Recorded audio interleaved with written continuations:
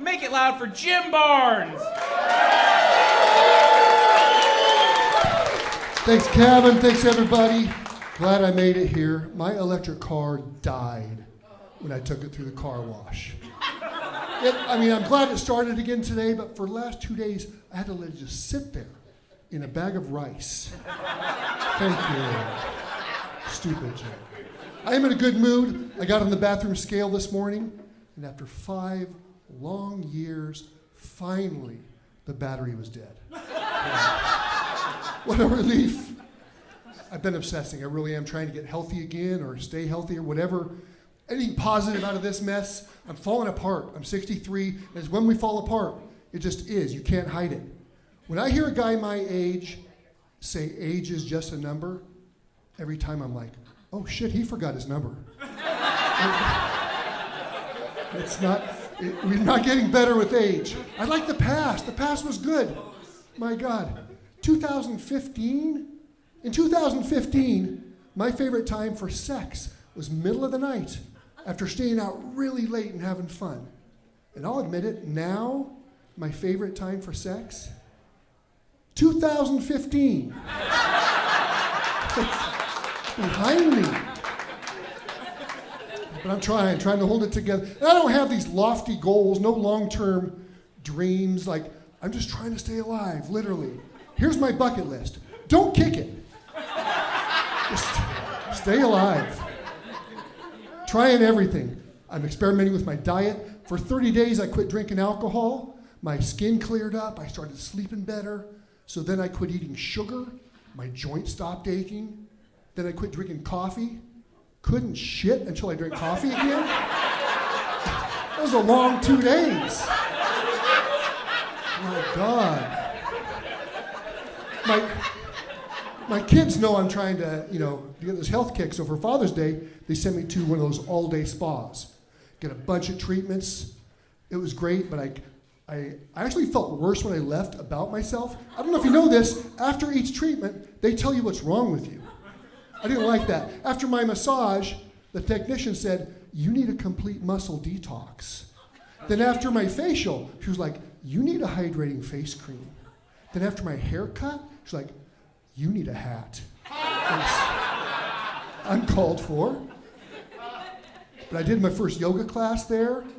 I don't know, maybe my last. I need it. I know I need it. Because it seems like my best position, downward spiral. It's tough. No more relationships. I had a bad breakup over Christmas. The concept, we just argued about Christmas. She turned to me. She said, nobody even cares about the true meaning of Christmas anymore. She said all anyone cares about is whether they're going to get the newest Apple Watch or video game console. And I was like, oh God, this is starting to feel like she's just not going to get me that Apple Watch. So, what are you going to do? I had to cut it loose.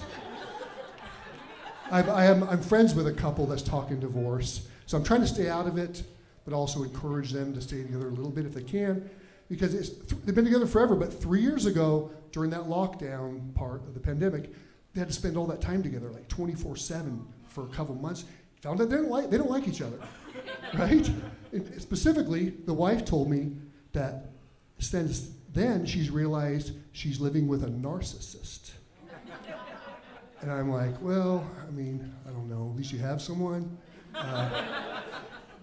My advice was, you think living with a narcissist is hard? Try living alone as a narcissist. It's exhausting. It is. I'm divorced. I was married 20 years. I was in what I call a photobomb marriage. That's where you don't realize it, but there's another guy in the picture. So that works. Yeah, it's a real thing. I get it. Happens. I was giving the gift of love, she was regifting it. It happens. But check this out. We're friends now. She married the guy. We all hang out together. We golfed together last week. I don't even know who I am. It's crazy. We're friends. She won. We're friends. But it's weird because when I first found out about them, he was like, just don't kill me.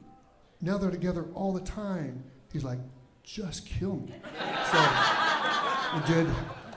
it did work out.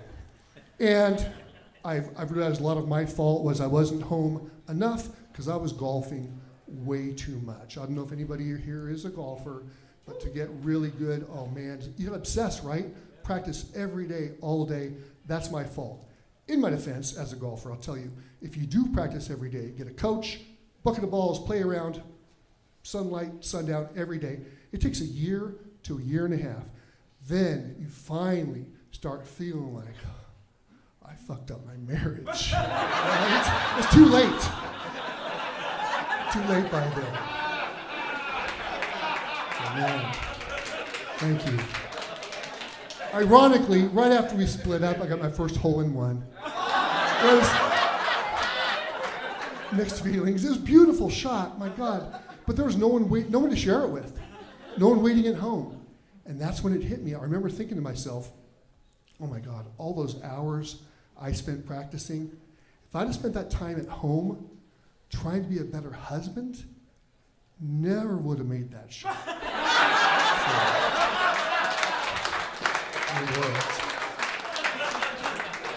And I'm a better person now after going through all that. We're friends. I'm better. It's all good. I'm more accepting. I'm less judgmental. I get it. I'm doing things I never would have done.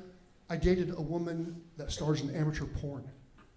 Yeah. Oh, she doesn't know about it. But, tough. And that's between us. But let me tell you how crazy it is. Monday before I came out here, I'm up early. I saw my neighbor walking his dog. They walk over to my house. The dog craps in my yard. They walk off. He didn't pick it up. So I waited till I saw him leave for work. I went outside. I picked up the dog poop, put it in a brown paper bag, walked over to his house, fucked his wife. Thank you, everybody.